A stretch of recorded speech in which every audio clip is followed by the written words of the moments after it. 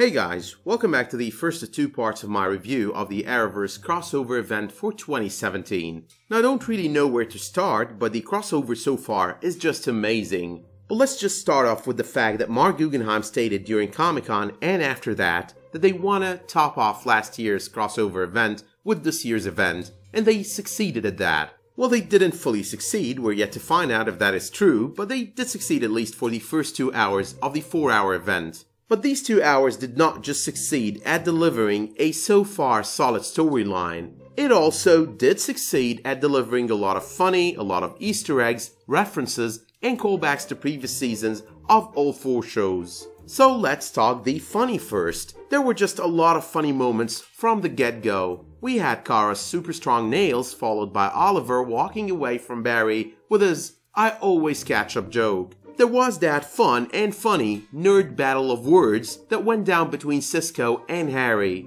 The spectacular sticky man conversation between Jax and Stein was kind of hilarious as well, with the Spider-Man references and all. The way joke with Alex and Kara, Mick not walking around Stein's house naked and finding one of Stein's dresses, Alex sneaking out of bed even though making that noisy fall should have woken up Sarah. The Hangover Part 4 with Alex and Sarah, and all the awkwardness that followed. Just a lot of funny moments all over the place there. But setting the funny aside, we might not end up getting a musical crossover this season. But at least, Barry does ask Kara to sing at his wedding. Now the thing about having a musical crossover is it would probably need to do a lot to top that of last year's, and not everyone is into musicals. I mean, personally, I'm into some musicals, and yet I was kinda skeptical about last year's before it happened. So if they do one, they're gonna be needing to make it pretty solid. But Melissa Benoist does sing there, and I think it made us all want to get yet another musical.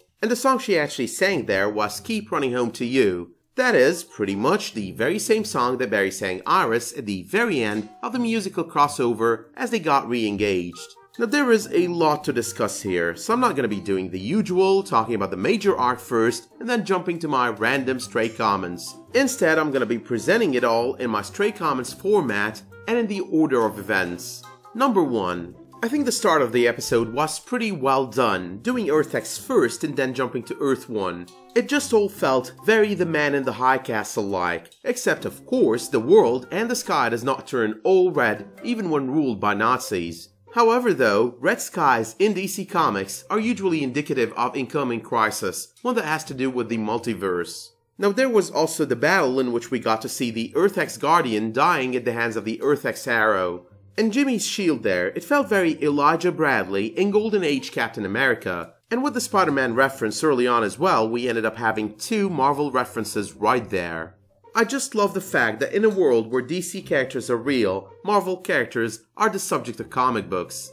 Number 2. Now we all saw this one coming with the Alex and Maggie breakup. We all just knew that the crossover would have some funny Sarah and Alex scenes, and with their early introductions they were kind of expected to be a comic relief down the road, and that they were. And of course their drinking and getting all over one another was clearly a start to that comedic touch on this episode. Number 3 though. We kind of get a hint at an Olicity wedding during the conversation Barry had with Oliver, where he tells him to put a ring on her. And I for one did find Oliver's proposal to Felicity kind of funny and extremely casual. We should consider doing something around those lines. Now I might be complaining about Felicity a lot in the usual, but that was just a weird proposal. But the writers, they just succeeded at getting us angry at Felicity once again with the bad writing for her terrible reaction right there. But I'm just gonna be rising over that terrible writing because it is just getting hopeless on that front. And on the subject of hopeless, so are her excuses on the second part of the crossover.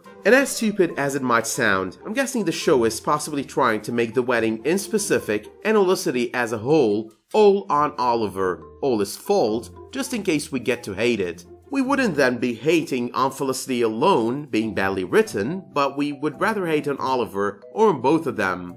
Number 4 though. The first couple of hours of the crossover event featured a lot of references and callbacks to events on previous seasons of all 4 series. We've got Kara's These guys are so last year, which accompanied her battling of a Dominator on Earth 38. Now both of these were clearly callbacks to the 2016 Arrowverse crossover event. But with the return of Mon-El and the introduction of Imra Argain on Supergirl, these two could as well be considered Easter eggs towards the Legion of Superheroes. The Dominators were originally introduced on the pages of the comics as enemies of the Legion of Superheroes in the 30th century. But besides that, there was also the reference to the last wedding Stein and Caitlin attended together, which was her wedding to Ronnie. Kara and Oliver's "I hate Nazis" felt as well like a total reference to last year's "Nazis, I hate Nazis," and in the very same tone that Mick Rory said it in on Legends of Tomorrow. I just don't remember the episode he said it on off the top of my head here. Maybe it was even on season 1. Number 5. While pulling each other's pigtails, Harry and Cisco clearly found a way to stabilize the Firestorm Matrix. And on one hand, Stein is excited, but on the other hand, Jax doesn't seem as enthusiastic. It all just started feeling quite real for him, losing Stein and his powers at the same time, with him hating losing Stein more than anything. But in all cases, we all know that Stein is going to be leaving anyway because of Victor Garber's Broadway deal. I'm just guessing this is all part of the goodbye drama that has to come with him leaving. Number 6 though. It did make a lot of sense that we got a touch of Supergirl early on in the events of the Supergirl episode. Now last week's episode did not really address her emotions when it comes to Mon-El and Imra, and it would have just felt like the show is kind of out of sync and like it butchered that arc if it wasn't given a moment there. There is as well the fact that with all that is going on for Kara with Mon-El, the wedding would be a pretty good distraction. Number 7. Now I'm sure a lot of people are probably asking this question, but who was that mysterious waitress extremely excited for the wedding? I mean, she's either extremely excited or she's just hitting on Barry right before he gets married. But I do think she did seem genuinely excited, like she was looking at Barry in some sort of a familial love. So could she possibly be Dawn Allen, one of the twin firstborns to Barry and Iris? That would totally go with Barry's premiere hysterical statement, "We need more diapers." Number 8. The entire fighting sequence in the church at the wedding was just an epic start to all of the real action on these 2 hours. My favorite parts there were all about the Supergirl-Overgirl fight, Oliver's makeshift bow, and the very first moment we get to see Prometheus. His first statement as well, 1 wedding, 2 funerals. Now that's a total reference to what we know is coming, only we're gonna be getting 2 weddings and 1 funeral. But seriously though, now that I think about it, every bit of that sequence was just amazing. Caitlin going all Killer Frost, Heatwave and his comments, Cisco going all vibe, Wally getting a piece of the action going down there, all of that was just great. Number 9. The Make America Aryan Again and the Hail Victory line we get to hear early on are clear political references. We do know what the first is making fun of, the second though is a reference to the statement white supremacist Richard Spencer keeps making in every rally of his. Now he's a man who's only recently been banned as well from entering 26 European countries over his shitty racism. Now I'm just guessing here, but I've got this feeling the entire crossover idea is also a political statement. Nonetheless, it including a political statement does not take away from how awesome it has been so far. Number 10. The very final moment of the first hour of the crossover ends up uncovering the faces of 3 members of the villainous team-up. We also get to see Harrison Wells as the Reverse Flash, and no, he's not Blitzen because we will get to see an Earth X Barry Allen being Blitzen on the Ray animated series. But Tom Cavanagh's Reverse Flash though is just the best. I mean, I definitely prefer him over Matt Fletcher, even though Matt's version was quite great as well. The great reveal right there, however, is he's actually Earth 1 Reverse Flash. Time travel Barry. It is really confusing. I always seem to say that to you. Now this statement does sound like something that Savitar said to Barry when he revealed himself to him for the very first time on Season 3. There is a little bit of a discrepancy there as well. I mean, how is Eobard Thawne using Harrison Wells' face for a second time when he died the first time?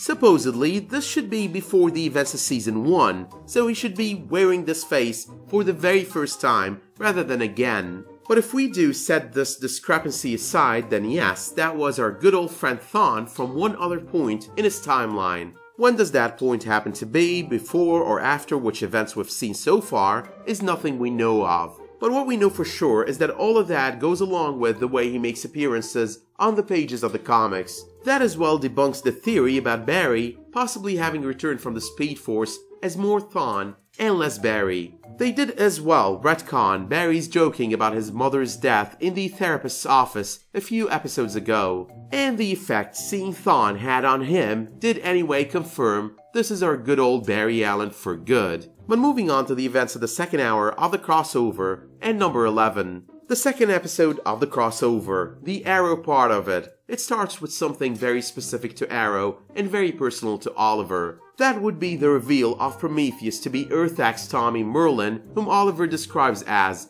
Thea's other brother and my best friend. Now a lot of fans expected he would be Prometheus, seeing as to how the actor was spotted on set, but I didn't believe it until I came to see it. Now Tommy Merlin gives Oliver a run for his money in their first conversation there, acting all emotional, getting Oliver himself to be emotional, before all the evil in the world just showed up on his face. It was all just great seeing him back on the show, even though short-lived, given how he kills himself right away there. Earth-X Oliver, though, is truly his best friend and is quite saddened by his death, just like Oliver was by the death of Earth-1 Tommy. But we get to know at that point that on Earth-X Oliver and Kara are an item. Now I'm not really sure everyone is gonna like what I'm about to say here, but I totally prefer that over Olicity. There is definitely way more chemistry there. Number 12 though. There are apparently 53 Earths in the Arrowverse multiverse. The 53rd though has no number but is rather referred to as Earth-X, one in which the Nazis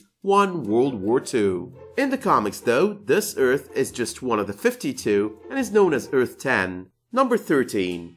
Now Alex mentioning her wanting of kids once again on the second part of the crossover felt totally like a possible hint at what is to come on Supergirl. For some reason, I'm under the impression she's gonna be adopting Ruby pretty soon, especially with all that is going on with Samantha, who's now transformed into Rain. But at the very least, I think she's actually gonna be taking her in for a while.